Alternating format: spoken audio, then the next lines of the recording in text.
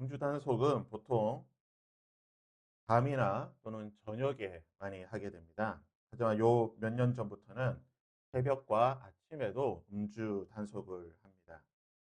흔히 말하는 숙취라고 하죠.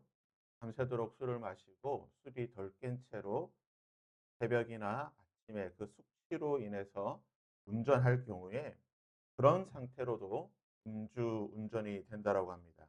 실제로 음주운전으로 말미암아 음주운전으로 단속되는 경우가 왕왕 있게 됩니다.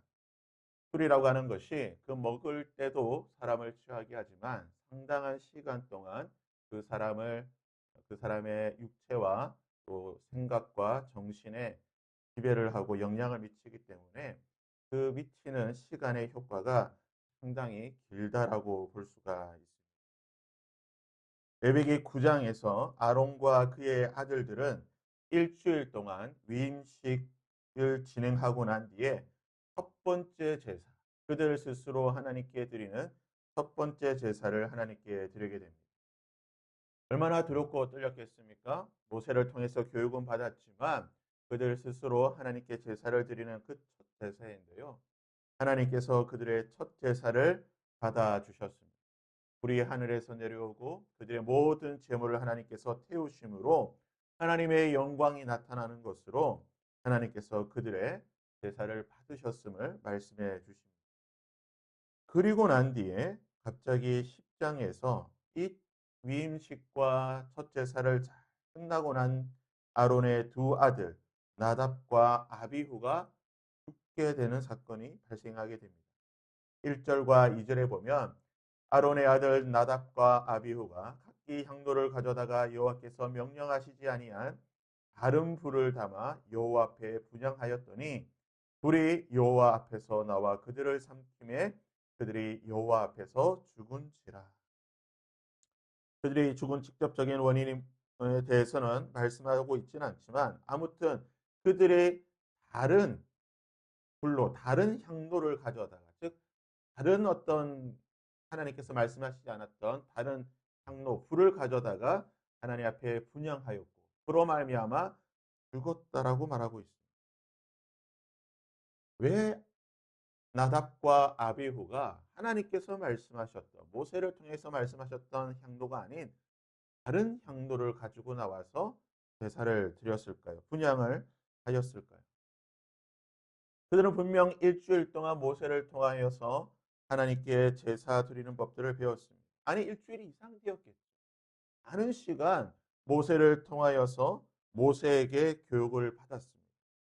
그럼에도 불구하고 불과 며칠이 지났다고 그들이 다른 향로, 각기 다른 향로를 가져다가 하나님 앞에 다른 불로 제사를 드렸다는 것입니다. 그 이유가 무엇일까요? 그것을 추측할 수 있는 말씀이 9절, 8절부터 11절에 기록되어 있습니다. 특별히 9절에 보게 되면 이 본문과는 아주 좀 뜬금없이 맥락에 상관없는 그런 말씀이 기록되어 있습니다. 9절에 이렇게 기록되어 있습니다. 너와 내 자손들이 회막에 들어갈 때에는 포도주나 독주를 마시지 말라. 그리하여 너희 죽음을 면하라. 이는 너희 대대로 지킬 영원한 규례니라. 나답과 아비후가 죽고 난 뒤에 하나님께서 아론에게 하신 말씀입니다. 너와 내 자손들이 회막에 들어갈 때에는 포도주나 독주를 마시지 말라. 즉 술을 마신 채로 술 취한 채로 성막에 들어가서 여러 가지 제사장의 직분을 행하지 말라라고 말하고 있는 것입니다. 왜 하나님께서 이런 말씀을 하셨을까요?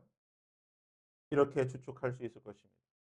첫 제사를 드리고 난 뒤에 위임식과 이 첫 제사 이 중대한 일을 끝내고 난 뒤에 아마 나답과 아비후 그리고 그의 가족들은 하나님의 말씀대로 하나님께서 말씀하신 그 여러 가지 성물을 먹었을 것입니다.